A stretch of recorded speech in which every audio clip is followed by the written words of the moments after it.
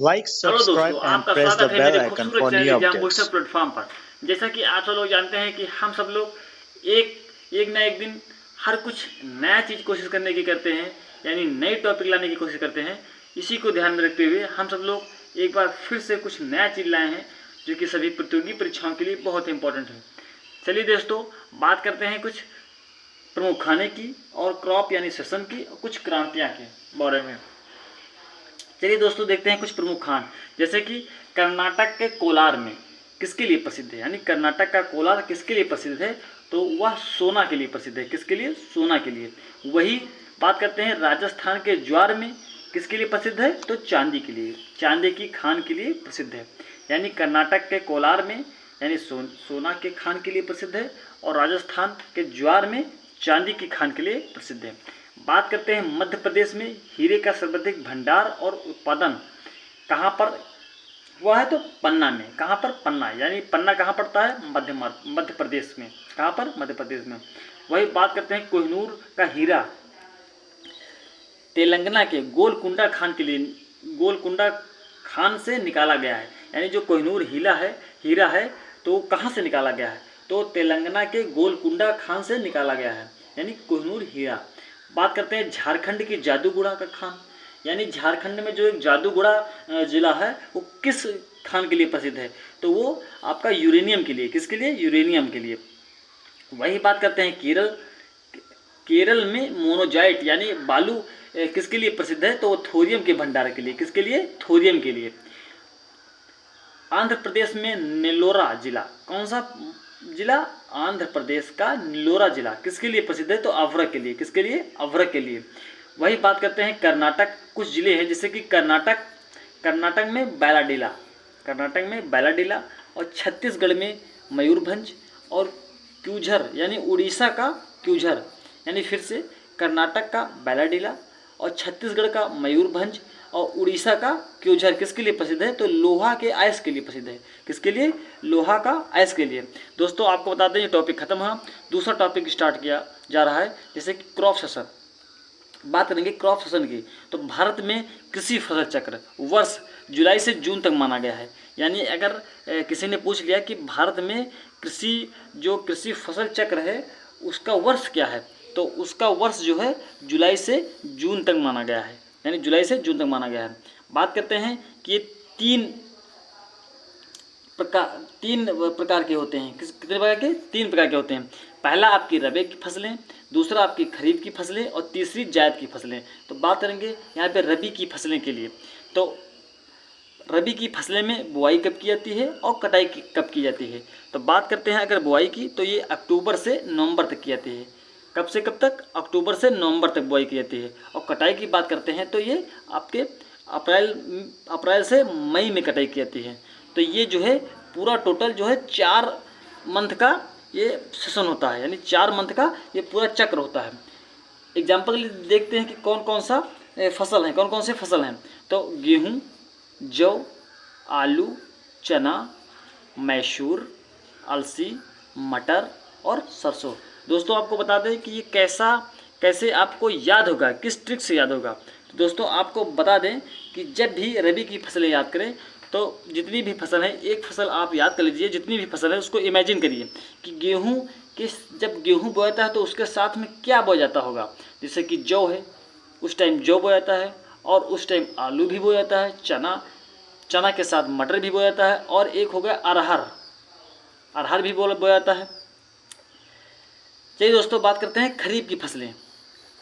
तो इसमें बुआई कब की जाती है और कटाई, तो बुआई की जाती है आपकी जून और जुलाई में। कब की जाती है? जून और जुलाई में। वही कटाई की बात करते हैं तो अक्टूबर में की जाती है। अब दोस्तों बात करते हैं इसकी फसल कौन कौन सी फसल हैं। तो आपका ज्वार हो गया, चावल हो गया, आपका बाजरा हो गया, मक्का हो गया, मूंग हो गया, गन्ना हो गया, सोयाबीन हो गया, कपास हो गया और मूंगफली हो गया। दोस्तों आपको बता दें कि एग्ज़ाम में बहुत ही ज़्यादा पूछने वाला फसल कौन कौन से हैं, तो आपका एक मूंगफली हो गया, बहुत पूछा आता है। मूंगफली, कपास और सोयाबीन और गन्ना और मूंग, ये बहुत पूछाता है कि ये किस उसमें सेशन में आता है। जायद की फसल ये कब बुआई और कब कटाई की जाती है। तो बुआई की बात करते हैं तो मार्च अप्रैल में। कब बुआई की जाती है? मार्च अप्रैल में। वही अगर कटाई की बात करते हैं तो मई जून में, यानी जब अत्यधिक गर्मी पड़ने लगती है तब इसकी कटाई की जाती है। इसमें फसल कौन कौन से होते हैं? तो आपको तरबूज, खीरा, खरबूजा, ककड़ी, कद्दू और लौकी।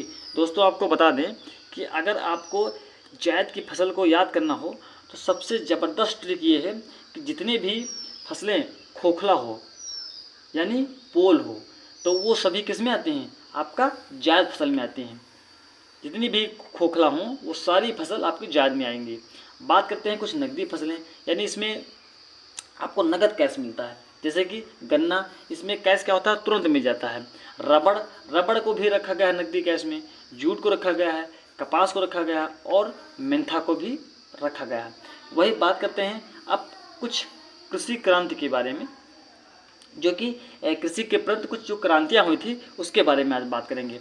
जैसे कि भारत में हरित क्रांति की शुरुआत कब हुई थी, यानी भारत में हरित क्रांति यानी नई फसल की उत्पत्ति कब हुई थी?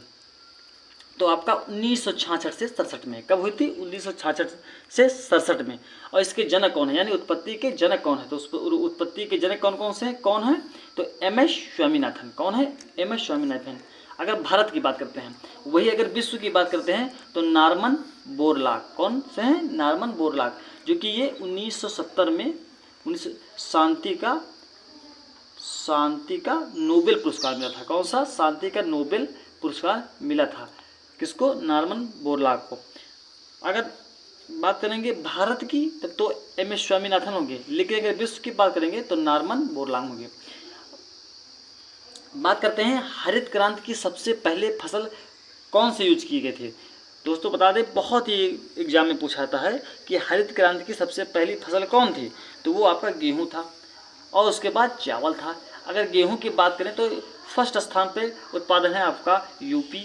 अगर सेकंड की बात करेंगे तो आपका पंजाब हो गया। कौन हो गया? पंजाब हो गया। वही अगर चावल की बात करते हैं तो आपका ये हो गया पश्चिम बंगाल। कौन हो गया? पश्चिम बंगाल।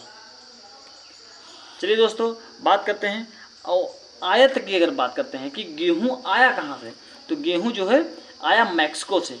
अगर बात करेंगे कि भारत में गेहूं कहाँ से आया, तो भारत में गेहूं मैक्सिको से आया। अगर वही चलिए दोस्तों बात करते हैं कुछ क्रांतियाँ। अब बात करेंगे क्रांतियाँ के बारे में, जैसे कि हरित क्रांति। हरित क्रांति किससे संबंधित है? तो खाद्यान्न उत्पादन से। वही श्वेत क्रांति किससे संबंधित है? तो दुग्ध उत्पादन से। वही अगर कृष्ण क्रांति की बात करेंगे तो पेट्रोलियम उत्पादन से संबंधित है। बात करेंगे लाल क्रांति से, तो लाल क्रांति टमाटर के लिए और मांस के लिए भी उत्पादन के लिए फेमस है। वही बात करेंगे गुलाबी क्रांति, तो ये झींगा के लिए, झींगा मछली उत्पादन के लिए है। और अगर सेरी कल्चर की बात करेंगे तो इस कल्चर में आपका रेशम कीट पालन किया जाता है। वही अगर एपीकल्चर की बात करेंगे तो उसमें मधुमक्खी पाली जाती है। और अगर विटीकल्चर की बात करते हैं तो अंगूर की खेती होती है। बात करते हैं वर्मी कल्चर में, तो इसमें क्या होता है कि केचुआ उत्पादन होता है। और भूरी क्रांति में तो आपका उर्वरक होता है। वही रजत क्रांति में तो अंडा उत्पादन होता है। बात करेंगे सुनहरी में, तो इसमें क्या होता है? बागवानी में उत्पादन के लिए किया जाता है। और पीली क्रांति तो आपका ये तिलहन के लिए उपयोग किया जाता है। दोस्तों अगर आपको ये वीडियो अच्छी लगी तो please like, subscribe and share करिए और कमेंट बॉक्स में पिन करिए कि इसी तरह के आपके वीडियो चाहिए